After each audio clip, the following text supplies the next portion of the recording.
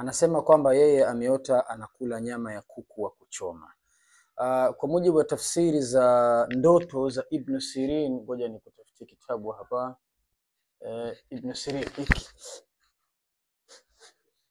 Ona, kwa mujibu wa tafsiri za ndoto za bwana huyu, tafsirul Ibn Sirin, tafsirul ahlam, anasema kwamba nyama ya kuku hasa iliyochomwa ni dalili ya kufaulu, kufanikiwa katika jambo fulani ambalo linakusumbua katika maisha yako, au liomba dua ni dalili ya kufanikiwa. Lakini nategemea ndoto hii kaota nani. Anaweza kuwa ameota mjamzito ikawa inadalilisha kujifungua salama, akaota ambaye ana plani kuoa ikadalilisha kwamba atapata mke aliyokuwa mwema. Mtu mwenye mtihani aliyoko gerezani inaweza kuwa ni dalili ya kufungukiwa na jambo lake.